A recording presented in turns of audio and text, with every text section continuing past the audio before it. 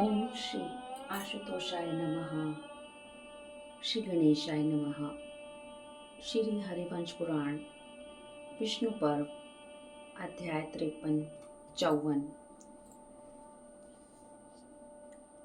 काल यवन की विशेषता।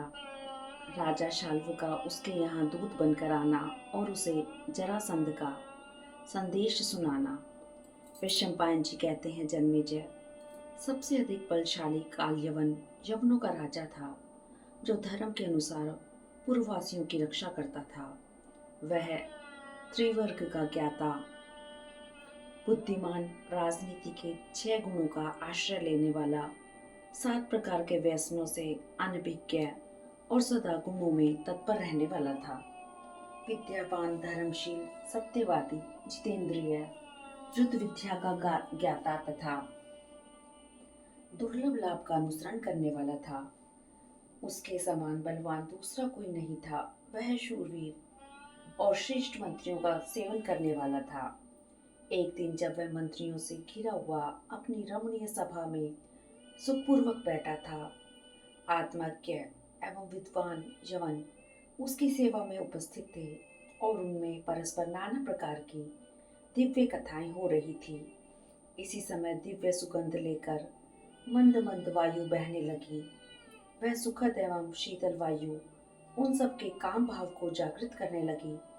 उस समय सभा में जो लोग आए थे, वे सभी एकाग्रचित होकर यह जिज्ञासा करने लगे कि यह क्या है। सबके नेत्र आश्चर्य से खिल उठे। राजा कालयवन भी यह अद्भुत बात देखकर प्रभावित हुए बिना नहीं रह सका। उन सब ने आकाश से एक सूर्य के समान तेजस्वी दिव्य विमान को उतरते देखा, जो स्वर्ण में चमकीले पहियों की शोभा पाता था। वह रथ या विमान दिव्य रत्नों की प्रभा से व्याप्त था। उसमें दिव्य ध्वजा पताकाएं फहरा रही थी तथा मन एवं वायु के समान वेगशाली दिव्य अश्व उस रथ को खींच रहे थे। विश्वकर्मा ने चंद्रमा और सूर्य के बिंब बनाकर जाम्बूनद नामक सुवर्ण से उस रथ का निर्माण किया था। वह चारों ओर से उत्तम व्याघ्र चरम द्वारा मढ़ा हुआ था। वह रथ शत्रुओं के मन में त्रास उत्पन्न करने वाला और मित्रों का हर्ष बढ़ाने वाला था। वह दक्षिण दिशा की ओर से आ रहा था और शत्रुओं के रथ को तोड़ डालने में समर्थ था। उसमें बैठे हुए शोभपति तेजस्वी राजा श्रीमान शाल्व को देखकर मंत्रवेताओं में श्रेष्ठ यवनराज का मंत्री बहुत प्रसन्न हुआ और बारंबार कहने लगा, अरे अर्धे लाओ, पाद लाओ। उस समय महाबाहु राजा काल्यवन स्वयं ही राज सिंहासन से उठा और अर्धे लिए आगे बढ़कर विमानों से उतरने की सीढ़ी के पास खड़ा हो गया। महातेजस्वी राजा शाल्व भी इंद्र के समान तेजस्वी राजा काल्यवन को बड़ी प्रसन्नता के साथ आया देख निर्भय हो अकेला ही उस उत्तम रथ से उतर पड़ा और मित्र के दर्शन की लालसा मन में रखकर अत्यंत संतुष्ट हो उसके भवन में प्रविष्ट हुआ। अपने लिए अर्घ्य उपस्थित देख राजर्षियों में श्रेष्ठ राजा शाल्व मधुर वाणी में बोला, महादूते, मैं अर्घ्य ग्रहण करने के योग्य नहीं हूँ। मैं नरेशों का दूत बनकर उनकी ओर से आपके पास आया हूँ। बुद्धिमान जरासंध तथा बहुत से नरेशों ने एक साथ मिलकर मुझे आपके पास भेजा है, इसलिए मैं समझता हूँ इस समय मैं राजाओं का अर्घ्य लेने योग्य नहीं हूँ। काल्यवन बोला, महाबाहु, मैं जानता हूँ कि तुम दूत बनकर यहाँ आए हो और नरपतियों के साथ मगधराज जरासंध ने तुम्हें यहाँ भेजा है, इसलिए मैं तुम्हारी विशेष रूप से पूजा करना चाहता हूँ। अर्घ्य पाद आदि सत्कारों से तथा विधि पूर्वक आसन देने से यदि आपकी पूजा हो जाएगी तो इसके द्वारा समस्त राजाओं का पूजन संपन्न हो जाएगा। अतः जनेश्वर, अब मेरे साथ उज्जवल सिंहासन पर विराजमान होइए। वैशंपायन जी कहते हैं, जन्मेजय, काल्यवन ने शाल्व से हाथ मिलाकर उसका कुशल मंगल पूछा। फिर दोनों एक सुंदर सिंहासन पर साथ साथ सुखपूर्वक बैठे। उस समय काल्यवन ने कहा, राजन, जिनके बाहुबल का सहारा लेकर हम सब नरेश उसी प्रकार निर्भय रहते हैं, जैसे देवता शचीपति इंद्र का सहारा लेकर भय से मुक्त हो जाते हैं, उन्हें महाराज जरासंध के लिए कौन सा कार्य असाध्य हो गया है जिससे उन्होंने मेरे पास आपको भेजा है। उन्होंने क्या कहा है, सच सच बताइए। वे प्रभु मेरे लिए क्या आज्ञा देते हैं, मैं उनकी आज्ञा का पालन करूंगा। उनके कहने से अत्यंत दुष्कर कर्म भी कर सकता हूँ। शाल्व बोला, राजेंद्र, यवनेश्वर मगधराज जरासंध ने आपसे जैसी बात कहने को कहा है वैसे ही बता रहा हूँ, सुनिए। जरासंध का कथन है कि ये जो परम दुर्जय श्री कृष्ण प्रकट हुए हैं, संपूर्ण जगत को बड़ा कष्ट दे रहे हैं। उनके दुराचार को जानकर मैं उन्हें मार डालने के लिए उद्यत हुआ हूँ। बहुत से राजा अपनी समूची सेना और सवारियां लेकर मेरे साथ हो गए हैं। उन सब की विशाल सेनाओं द्वारा मैंने गोमंत नामक उत्तम पर्वत पर घेरा डाला। घेरा डालने के बाद मैंने चेदीराज दमघोष का वचन सुना, जो महान अर्थ से भरा था। तब मैंने उन दोनों के विनाश के लिए उस पर्वत पर आग लगा दी।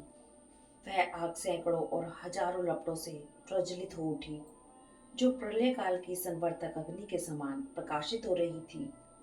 उस आग को देखकर स्वर्णमय ताल ध्वज धारण करने वाले बलराम पर्वत के शिखर से कूद पड़े और समुद्र जैसी प्रतीत होने वाली उस विशाल सेना के मध्य भाग में पहुंचकर हाथी, घोड़े, रथ और पैदलों का संहार करने लगे। उस समय उन्हें पराजित करना अत्यंत कठिन हो गया था। उन्होंने सर्पराज के समान सरकते हुए हल का आकर्षण और विकर्षण करके, अर्थात उस हल द्वारा शत्रु सैनिकों को ढकेलते और खींचते हुए बहुत से मनुष्यों, घोड़ों और हाथियों को मूसल से मार डाला। वे हाथी से हाथी को, रथ से रथी योद्धा को, घोड़े से घुड़सवार को तथा पैदल से पैदल सिपाही को मौत के घाट उतार देते थे। जैसे ग्रीष्म ऋतु में सूर्य देव प्रचंड तेज से संपन्न हो जाते हैं, उसी प्रकार सैकड़ों राजा रूपी सूर्य से व्याप्त सम्रांगण में वे महातेजस्वी बलराम भांति भांति के पैतरे दिखाते हुए विचरने लगे। बलराम से जो छोटे हैं श्री कृष्ण, जो चक्रधारियों में श्रेष्ठ हैं, वे सूर्य के समान तेजस्वी चक्र हाथ में लेकर उसी तरह शत्रु सैनिकों पर टूट पड़े, जैसे सिंह क्षुद्र मृगों पर आक्रमण करता है। महापराक्रमी प्रतापी यदुवीर श्री कृष्ण अपने पैरों के वेग से उस पर्वत को हिलाकर जब ऊंचे शिखर से शत्रुओं की सेना में कूदे थे, उस समय वह शैलराज नाचता सा प्रतीत होता था। वह अपने ही अवयवों से निकली हुई जलधारा से नहा उठा और सारी आग को बुझाकर चक्कर काटता सा कुछ दूर तक पृथ्वी में घुस गया। राजन, पर्वत के जलते हुए शिखर से नीचे कूदकर श्री कृष्ण ने चक्र युक्त हाथ से राजाओं की सेना का संहार आरंभ किया। विशाल चक्र फेंककर फिर गदा द्वारा आघात करते थे। तदंतर बलराम मूसल से हाथी, घोड़े और मनुष्यों के समूहों का कचूबर निकाल देते थे। क्रोध रूपी वायु से प्रज्वलित चक्र और हल रूपी आग से नरेश रूपी सूर्य द्वारा पालित वह विशाल सेना जलकर भस्म हो गई। इन दो ही पैदल वीरों ने हाथी, घोड़ों और मनुष्यों से परिपूर्ण एवं पैदलों और ध्वजों से व्याप्त रथ समूह का क्षण भर में ही संहार कर डाला। चक्राग्नि के भय से पीड़ित हुई अपनी सेना को पलायन करती देख मैं विशाल रथ समूह के द्वारा उन दोनों को सब ओर से घेर कर युद्ध करने लगा। उस समय श्री कृष्ण के बलवान भ्राता शूरवीर बलराम खड़े हो गए। उन्होंने चोट खाए हुए सिंह के समान कुपित हो मेरी 12 अक्षौहिणी सेनाओं का संहार करके हल और मूसल को तोड़ दिया। हल और मूसल को तो छोड़ दिया और गदा से ही मुझ पर आघात किया। उसका वेग वज्रपात के समान था। मेरे ऊपर उस गदा का प्रहार करके वे पुनः मुझ पर चोट करने की इच्छा से शक्ति लेकर पृथ्वी पर खड़े हो गए। पूर्व काल में कार्तिकेय ने खोज पर्वत को विदीर्ण किया था, उसी प्रकार वे मेरे मर्म स्थान को लक्ष्य करके शक्ति छोड़ने की इच्छा से अपने बड़े बड़े नेताओं नेत्रों द्वारा मेरी ओर इस तरह देखने लगे मानो मुझे जलाकर भस्म कर डालेंगे। रणभूमि में बलदेव के वैसे स्वरूप को देखकर अपने जीवन की इच्छा रखने वाले इस मनुष्य लोक का कौन पुरुष उनके सामने ठहर सकता है। फिर कालदंड के समान उठी हुई भयानक गदा को हाथ में लेकर वे मेरे सामने खड़े हो गए। वह गदा काल की प्रेरणा से घुमाई जा रही थी। इसी बीच में साक्षात लोक पितामह ब्रह्मा जी मेघ के समान गंभीर स्वर से आकाश को पूर्ण करते हुए अदृश्य रूप से बोले, अनक, इस राजा पर प्रहार न करना, यह तुम्हारे लिए अवध्य है। इसका वध दूसरे के हाथ से निश्चित किया गया है। अतः हलधारी बलराम, तुम प्रहार से विरत हो जाओ। यह सुनकर उस आकाशवाणी के कारण मैं चिंता में निमग्न हो गया और युद्ध से लौट पड़ा, क्योंकि साक्षात ब्रह्मा जी ने वह ऐसा घोर वचन सुनाया था जो मेरी संपूर्ण प्राण शक्ति को हर लेने वाला था। राजेंद्र, इसलिए मैं तुमसे समस्त नरेशों के हित की कामना से कुछ कहना चाहता हूँ। उसे सुनकर तुम ही उसे पूर्ण कर सकते हो। महामुनि गार्ग्य, जिनके चरण अरविंदों की स्तुति देवता और असुर भी करते हैं, 12 वर्षों तक ब्रह्मचार्य व्रत का पालन करने के पश्चात लोह चूर्ण खाकर तपस्या करने लगे। मन में पुत्र की कामना न रखकर उस उग्र एवं महान तप के द्वारा भगवान शंकर को संतुष्ट करके उनसे उन्होंने अपनी अभिष्ट काम संपत्ति के रूप में देवराज तुल्य तुमको प्राप्त किया। तुम मथुरा मंडल में उत्पन्न होने वाले लोगों के लिए अवध्य हो। महामुनि गार्ग्य के तपोबल और चंद्र अर्ध शेखर भगवान शिव के वरदान से तुम्हारा प्रकट्य हुआ है। तुमसे टक्कर लेने पर श्री कृष्ण उसी प्रकार नष्ट हो जाएंगे जैसे बर्फ सूर्य की किरणों से गल जाता है। तुम राजाओं के वचनों से प्रेरित हो श्री कृष्ण को जीतने का प्रयत्न करो। उन पर विजय पाने के लिए मथुरा पर चढ़ाई कर दो। अपनी सेना द्वारा मथुरा के राज्य और नगर में प्रवेश करके श्री कृष्ण को मारकर अपने यश का विस्तार करो। वसुदेव पुत्र श्री कृष्ण और बलदेव अपने बंधु बांधवों सहित मथुरा ही हैं। तुम मथुरापुरी पर चढ़ाई करके उन दोनों भाइयों को युद्ध में जीत लोगे। शाल्व कहता है, नरेंद्र, राजाओं में सूर्य के समान प्रकाशित होने वाले जरासंध ने इस प्रकार जो संपूर्ण नरेशों के लिए हितकारक बात कही, वह मैंने तुम्हें कह सुनाई। तुम अपने मंत्रियों के साथ बैठकर उन सारी बातों पर बुद्धिपूर्वक विचार करके जो अपने लिए लाभदायक और उचित जान पड़े वह करो। अध्याय 54। वैशंपायन जी कहते हैं, जन्मेजय, नरेशों की आज्ञा के अनुसार शालवराज ने जब उपयुक्त बात कही, तब यवनों के अधिपति राजा कालयवन ने अत्यंत प्रसन्न होकर कहा। कालयवन बोला, बहुत से राजाओं ने मिलकर जो मुझे श्री कृष्ण के निग्रह के लिए नियुक्त किया है, इससे मैं धन्य हो गया। यह उन सब का मुझ पर महान अनुग्रह है। आज मेरा जीवन सफल हो गया। जो तीनों लोकों में देवताओं और असुरों के लिए भी दुर्जय है, उन्हीं के निग्रह के लिए मुझे भेजने का निश्चय किया गया और मुझे विजय सूचक आशीर्वाद भी प्राप्त हुआ। हर्ष में भरे हुए उन राजसिंहों ने यदि मेरी विजय का निश्चय किया है, तो उनके वचनामृत की वर्षा से मेरी जीत अवश्य होगी।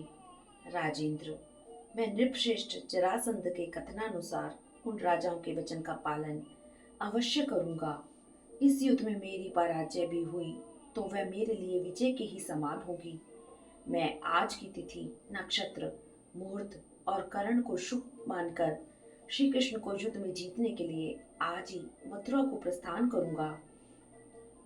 वैशंपायन जी कहते हैं, जन्मेजय, 100वें मान के अधिपति बलवान राजा शाल्व से ऐसा कहकर कालयवन ने बहुमूल्य मणिमय आभूषणों द्वारा उसका यथोचित सत्कार किया। तत्पश्चात उस राजा ने सिद्धि सूचक आशीर्वाद प्राप्त करने के लिए ब्राह्मणों को धन दान दिया और पुरोहित को बहुत सा धन अर्पित किया। तदंतर विधि पूर्वक अग्नि में आहुति करके यात्रा कालिक मंगलाचार संपन्न करने के पश्चात राजा कालयवन ने जनादर श्री कृष्ण पर भली भांति विजय पाने के लिए वहां से प्रस्थान किया। भरत श्रेष्ठ इधर राजा शाल्व भी कृतार्थ एवं प्रसन्नचित हो यवनराज को हृदय से लगाकर अपने नगर को चला गया। 55वां अध्याय। गरुड़ का श्री कृष्ण के निवास योग्य भूमि देखने के लिए जाना। मथुरा में राजेंद्र श्री कृष्ण का स्वागत। श्री कृष्ण द्वारा राजा उग्रसेन तथा मथुरा वासियों का सत्कार एवं गरुड़ का लौटकर कुशस्थली के विषय में बताना। जन्मेजय ने पूछा, इंद्र के तुल्य पराक्रमी भगवान श्री कृष्ण जब विदर्भ नगर से मथुरा को गए, उस समय अपने साथ गरुड़ को क्यों ले गए और गरुड़ ने वहां जाकर कौन सा कार्य संपन्न किया? महामुनि ब्राह्मण, भगवान श्री कृष्ण महाबली गरुड़ पर आरूढ़ क्यों नहीं हुए? यह मेरा संशय है, आप इसका ठीक ठीक समाधान करो। वैशंपायन कहते हैं, राजन, महातेजस्वी विनीतानंदन गरुड़ ने विदर्भ नगर में जाकर ऐसा कार्य किया था जो मानवीय शक्ति से परे की वस्तु है। प्रभु मधुसूदन श्री कृष्ण विदर्भ नगर से चलकर अभी मार्ग में ही थे, मथुरापुरी नहीं पहुंचे थे। तभी महातेजस्वी गरुड़ ने मन ही मन विचार किया कि देवादिदेव श्री हरि ने सब राजाओं के सामने जो कहा था कि मैं भोजराज उग्रसेन के द्वारा पालित रमणीय नगरी मथुरा को जाऊंगा, उनके उस कथन के अंत में चलूंगा, यह कहकर मैंने भी चलना स्वीकार कर लिया था। यही सोचते हुए गरुड़ को एक कार्य सूझ गया और उन तेजस्वी पक्षीराज ने दोनों हाथ जोड़ भगवान को प्रणाम करके इस प्रकार कहा। गरुड़ बोले, देव, मैं राजा रेवत की कुशस्थली नगरी को जाऊंगा। वहां रमणीय रेवतगिरी है, जहां नंदन के समान मनोहर वन है। रुक्मिणी पर्वत और समुद्र तट का आश्रय लेकर बसी हुई उस रमणीय नगरी को उजाड़ दिया। वहां हरे भरे वृक्ष, गुल्म और लताएं फैली हुई हैं। फूलों के पराग उसकी शोभा बढ़ाते हैं। हाथी और सर्प भरे हुए हैं। रीछ तथा वानर उसका सेवन करते हैं। भैंसे, वाराहा, मृगों के अनेक अनेक झुंड वहां वास करते हैं।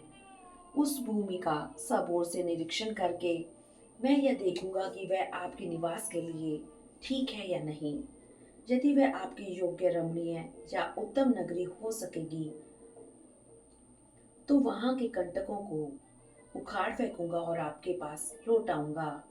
इस प्रकार अपना अभिप्राय निवेदन करके देवेश्वर जनार्दन को प्रणाम करने के अनंतर बलवान पक्षीराज गरुड़ पश्चिम दिशा की ओर चल दिए। इधर श्री कृष्ण भी यदुवंशियों के साथ मथुरापुरी में जा पहुंचे। उस समय राजा उग्रसेन, नर्तकियों तथा मथुरा के नागरिक सब ने आगे बढ़कर हष्टपृष्ट मनुष्यों के साथ आए हुए श्री कृष्ण का स्वागत सत्कार किया। बहुत से राजाओं ने मिलकर श्री कृष्ण को राजेंद्र पद पर अभिषेक किया है। यह समाचार सुनकर महाबाहु राजा उग्रसेन ने क्या किया? जन्मेजय ने पूछा।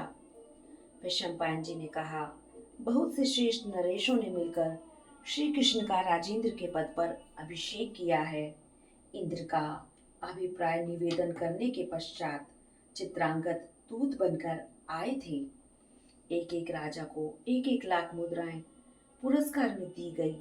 जो राजेंद्र था उसे 10 करोड़ दिया गया तथा साधारण मनुष्यों को भी 10-10 हजार रुपये दिए गए। जो वहां पहुंच गए थे वे खाली हाथ घर नहीं लौटे। श्रीमान निधिपति शंख ही यादव रूप से उपस्थित हो भगवान श्री कृष्ण की इच्छा के अनुसार धन देता था और संपूर्ण देवता इसका अनुमोदन करते थे। यह समाचार आत्मीय जनों से सुनकर तथा लोक वृतांत की जानकारी कराने वाले गुप्तचर के मुख से जानकर उग्रसेन ने देव मंदिरों में विशेष रूप से पूजा की व्यवस्था करवाई। वसुदेव के भवन के दोनों बगल में तोरण लगे और सब और नटों के नाच गान होने और बाजे बजने लगे। राजा उग्रसेन ने कंसराज की सभा को विचित्र वस्त्रों से सुसज्जित तथा ध्वजा पताका एवं मालाओं से अलंकृत कराया। भोजराज ने सब और भांति भांति की पताकाएं लगवाई और प्रत्येक फाटक एवं गोपुर को चूने से लिपवाया। इस प्रकार राजेंद्र उग्रसेन ने राजेंद्र श्री कृष्ण के लिए सिंहासन और भवन तैयार करवाया। नगर में चारों ओर नाच गान होने और बाजे बजने लगे। राजमार्गों पर चंदन युक्त जल का छिड़काव किया गया। वहां चारों ओर जल से भरे हुए कलश रखे गए थे। उन कलशों को पताका और वनमालाओं से अलंकृत किया गया था। राजा उग्रसेन ने भूतल पर पावड़े के रूप में वस्त्र बिछवा दिए थे और वहां फूलों की मालाएं रखवा दी थी और सड़कों के दोनों बगल चंदन, अगुर और गूगल की धूप जलवाई। जहां तहां राल और गुड़ जलाए जा रहे थे। बूढ़ी स्त्रियों के समुदाय स्थान स्थान पर स्तुति और मंगल गाते थे। उनके साथ ही युवतियां अपने अपने घरों पर अर्घ्य सजाकर श्री कृष्ण के शुभ आगमन की बाट जो हो रही थी।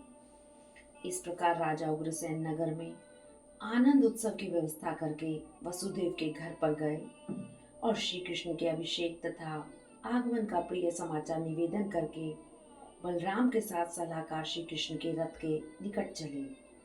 राजन, इस बीच में बड़े जोर से शंख ध्वनि सुनाई दी।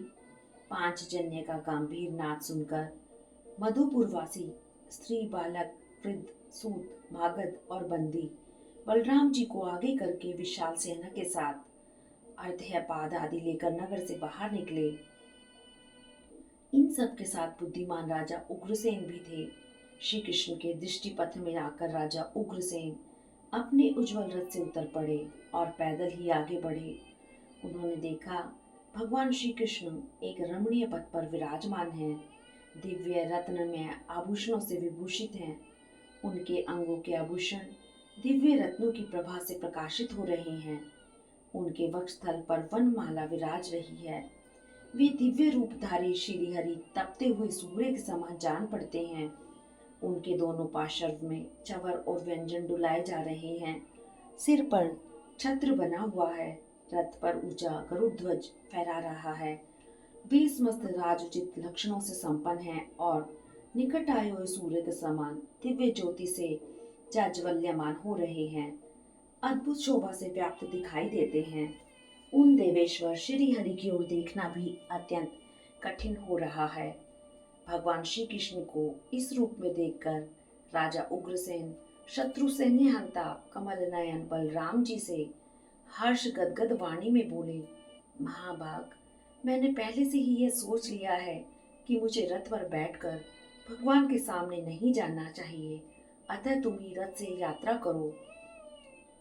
ऐसा कहकर वे रथ से उतर गए।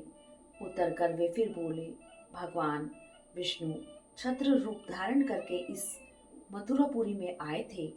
इन्होंने राजाओं के समुद्र में जाकर अपने देवेंद्र रूप को प्रकाशित किया है। अतः मैं केशव की सर्वतोभाव से स्तुति करना चाहता हूँ।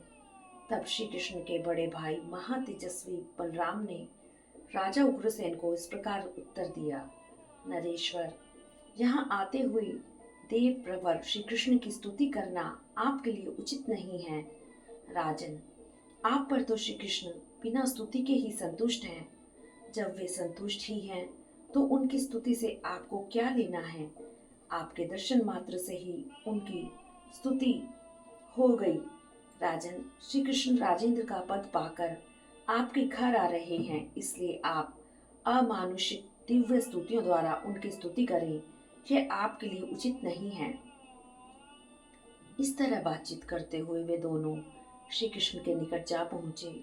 राजा उग्रसेन को हाथ में अर्घ्य लिए खड़ा देख वक्ताओं में श्रेष्ठ श्री कृष्ण अपने उत्तम रथ को ठहराकर उनसे इस प्रकार बोले, मथुरापते, मैंने जो आपका इसलिए अभिषेक किया था कि आप मथुरा राज्य के स्वामी हो, उसे आप स्वयं ही मटिया मेट कर दें।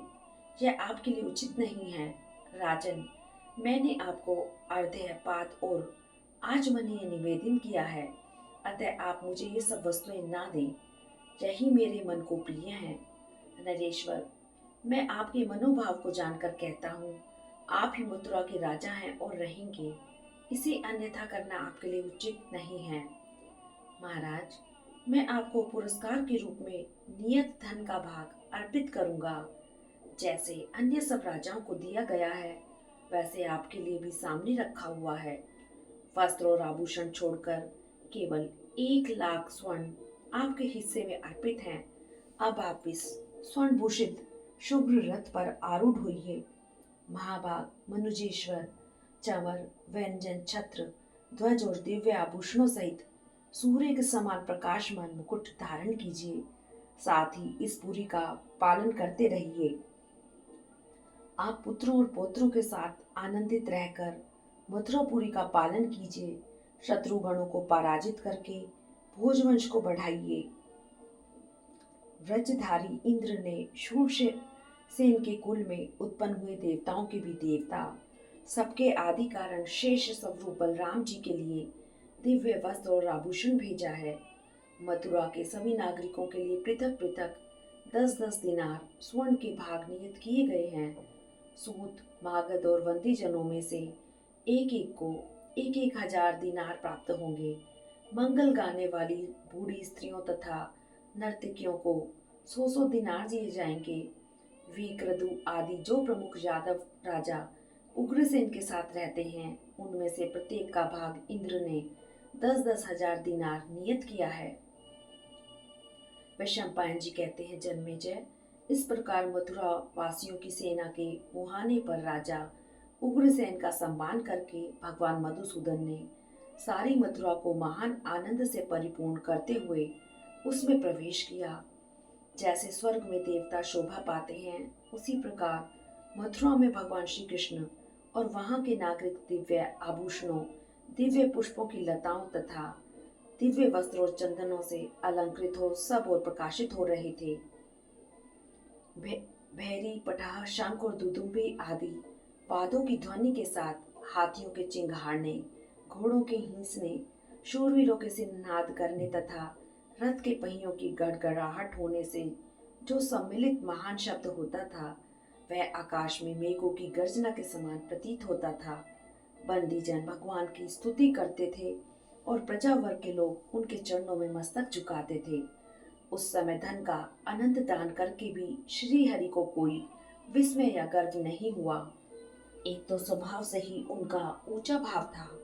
वे उससे पहले उसकी अपेक्षा भी अधिक धन का दान देख चुके थे और स्वाभाविक ही उन्हें अहंकार छू नहीं गया था, इसलिए उनको विस्मय या गर्व नहीं हुआ। अपने इस शरीर से प्रकाशित होते हुए सूर्य तुल्य तेजस्वी भगवान श्री कृष्ण को आते देख मथुरावासी स्त्रियां पग पग पर उन्हें नमस्कार करती थी। उस समय मथुरावासी आपस में इस प्रकार कहते थे, ये ही क्षीर समुद्र में निवास करने वाले श्रीमान भगवान नारायण हैं, जो इस समय शेष शैया का परित्याग करके मथुरापुरी में आ गए हैं। इन्होंने देवताओं के लिए भी दुर्जय महापराक्रमी राजा बलि को बांधकर व्रजधारी इंद्र को त्रिलोकी का राज्य दे दिया था। इन केशी निषूदन केशव ने समस्त दैत्य समूह का वध करके बलवानों में श्रेष्ठ कंस को मारकर मथुरा का राज्य भोजराज उग्रसेन को दे दिया, किंतु न तो स्वयं ये राज्य पर अभिषिक्त हुए और न राजा के सिंहासन पर ही बैठे। इस समय राजेंद्र पद प्राप्त करके ये मथुरा में प्रविष्ट हुए हैं। इस प्रकार आपस में कही गई पूर्ववासियों की बातें सुनकर सूत मागध और बंदी जनों के प्रधान लोग इस प्रकार कहने लगे, गुण सागर, हम मनुष्यों को मिली हुई एक जीवा के द्वारा आपके गुणों का प्रभाव, उत्साह और प्रकट्य कैसे बता सकते हैं। देव, कदाचित पाताल लोक में रहने वाले सर्प शरीरधारी नागराज बुद्धिमान वासुकी अपनी 2000 जीवाओं द्वारा आपके गुण प्रभाव का वर्णन कर सकेंगे। इस भूतल पर या जगत में नरेशों के लिए कभी इंद्रलोक से सिंहासन आया हो, यह अद्भुत बात न कभी हुई थी और न भविष्य में कभी होने वाली है। स्वर्ग में सभा भवन का उतरना और आकाश में दिव्य कलशों का प्रकट होकर स्वयं ही अभिषेक करना ना तो किसी ने देखा था, ना कभी सुनने में ही आया था, इसलिए हम इस घटना को अद्भुत मानते हैं। युवतियों में श्रेष्ठ महाभागा देव की देवी धन्य हैं, जिन्होंने आप देव प्रवर केशव को गर्भ में धारण करने का महान सौभाग्य प्राप्त किया और अब वे अपने स्नेहपूर्ण नेत्रों से आपके श्याम सुंदर कमल नयन शोभा धाम देव पूजित मुखा अरविंद को निहारा करती हैं। ऐसी बातें कहने वाले सूत मागध और बंदियों के पृथक पृथक वचनों को सुनते हुए दोनों भाई बलराम और श्री कृष्ण उग्रसेन को आगे करके नगर की चार दीवारी के दरवाजे पर आ पहुंचे। उस समय बुद्धिमान राजा उग्रसेन ने भगवान श्री कृष्ण के रथ के आगे खड़ा होकर कहा, पाद दिलाओ, पाद दिलाओ। फिर स्वयं ही पाद अर्घ्य और आचमन देकर उनका पूजन किया। तत्पश्चात श्री कृष्ण को सिर से प्रणाम करके वे पराक्रमी राजा उग्रसेन हाथी पर चढ़ गए और जैसे मेघ पानी की धारा गिराता है उसी प्रकार वे स्वर्ण में जल की वर्षा करने लगे। उस वर्षा के साथ ही श्री कृष्ण अपने पिता के घर जा पहुंचे। वहां श्रीमान मथुरा नरेश उग्रसेन ने मधुसूदन श्री कृष्ण से कहा, प्रभु आपने राजेंद्र का पद प्राप्त किया है, अतः आपके लिए यही उचित है कि आप देव राजेंद्र के दिए हुए सिंहासन को इस राजमहल में स्थापित करें। भगवान आप ही मथुरा के स्वामी हैं।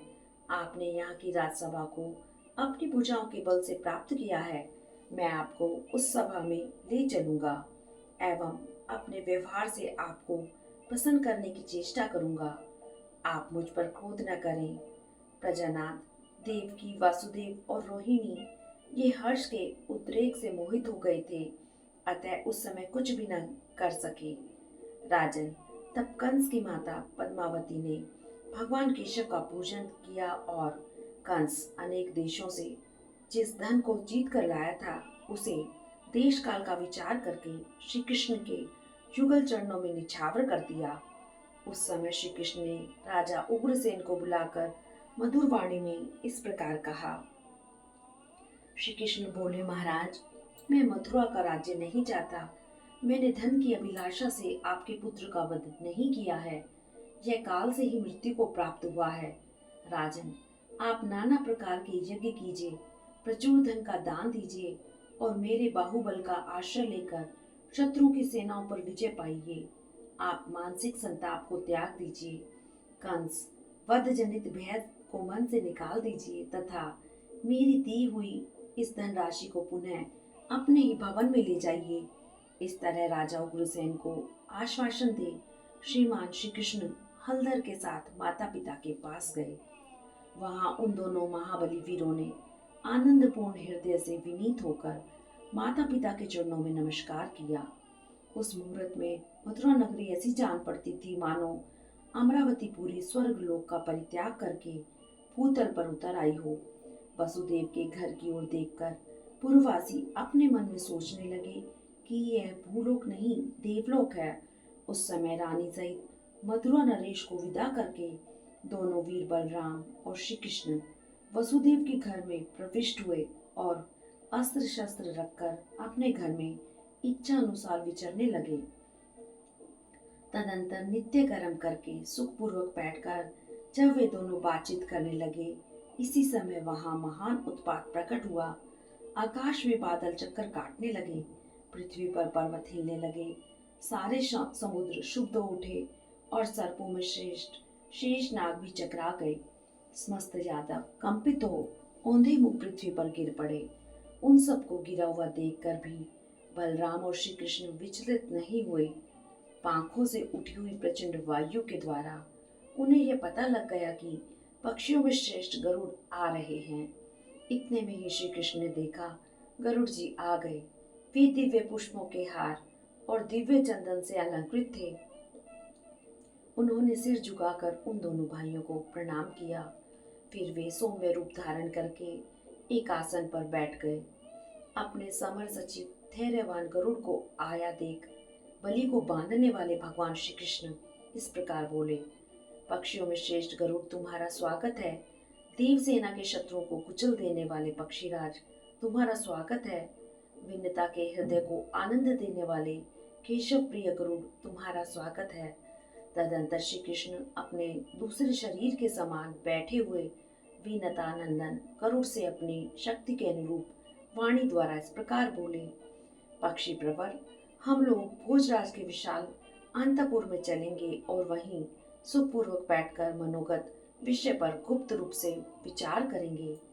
इसके बाद महापराक्रमी बलराम और श्री कृष्ण तीसरे गरुड़ को साथ लेकर उक्त भवन में प्रविष्ट हुए और गुप्त विषय पर मंत्रणा करने लगे। उस समय श्री कृष्ण बोले, विनता नंदन, जरासंध को हम लोगों के लिए अवध्य बना दिया है, परंतु हमारे उस शत्रु का सैनिक एवं शारीरिक बल बहुत बड़ा है। वह बहुत बड़ी सेना तथा महान नरेशों से घिरा रहता है। उसकी सेनाएं इतनी अधिक हैं कि हम लोग जरासंध की उस विशाल वाहिनी का 100 वर्षों में भी संहार नहीं कर सकेंगे।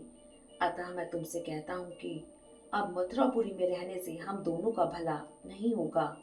मेरा तो ऐसा ही विश्वास है। गरुड़ बोले, देव, आप देवताओं के भी देवता हैं। आपको नमस्कार करके मैं आपके निकट से आप ही के रहने योग्य निवास भूमि का निरीक्षण करने के लिए कुश स्थली की ओर चला गया था। सुरश्रेष्ठ, वहां जाकर आकाश का आश्रय ले सब ओर से निरीक्षण करके मैं इस निश्चय पर पहुंचा हूँ कि वहां सभी शुभ लक्षणों से संपन्न एवं सम्मानित पुरी का निर्माण हो सकता है। कुशस्थली के बहुत से प्रदेश सागर के समीप होने से जल प्राय हैं। वहाँ की भूमि पूर्व और उत्तर की ओर कुछ ढालू और शीतल है। वह सब ओर से समुद्र के बीच में है। इस कारण वहाँ बसी हुई पुरी का भेदन करना देवताओं के लिए भी असंभव होगा। वहाँ जो पुरी बनेगी वह सब प्रकार के रत्नों की खान होगी। वहाँ के वृक्ष संपूर्ण मनोवांछित कामनाओं को फल के रूप में प्रदान करने वाले होंगे। सभी ऋतुओं में खिलने वाले फूल उस पुरी की शोभा बढ़ाएंगे। पैसा भोर से अत्यंत मनोहर होगी। वहां सभी आश्रमों के लोग निवास करेंगे। वह पुरी समस्त कमनीय गुणों से अलंकृत होगी। असंख्य नर नारियों से भरी रहकर सदा ही आमोद प्रमोद को बढ़ाने वाली होगी। वह नगरी परकोटों, खाइयों, गोपुरों और अट्टालिकाओं की पंक्तियों से सुशोभित होगी। इसकी सड़कें और चौराहे अद्भुत शोभा से संपन्न होंगे। उस पुरी के द्वार एवं फाटक बहुत बड़े होंगे। विचित्र विचित्र यंत्रों और अर्गलाओं से वह संपन्न होगी। सोने की 4 दीवारी उसकी शोभा बढ़ाएगी। हाथी, घोड़े, मनुष्य और रथों की सेना से वह पुरी व्याप्त रहेगी। विभिन्न दिशाओं और देशों के लोगों तथा वहां उत्पन्न हुए पदार्थों से वह भरी होगी। दिव्य पुष्प और फल देने वाले देव वृक्ष उसकी शोभा बढ़ाएंगे। वह नगरी ध्वजा पताकाओं की पंक्तियों से अलंकृत तथा बड़े बड़े भवनों से सुशोभित होगी। शत्रु समूह का भय और मित्रों का हर्ष बढ़ाती रहेगी। देव, अब तक नरेंद्र के जितने अधिवास है उन सब से वह पूरी विशिष्ट होगी।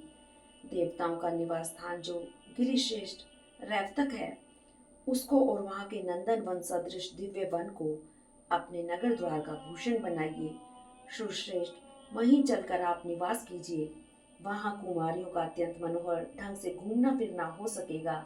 इस पुरी का नाम होगा द्वारवती या द्वारका, जो तीनों लोकों में प्रसिद्ध होगी। वह पुरी इंद्र की अमरावती के समान परम रमणीय होगी।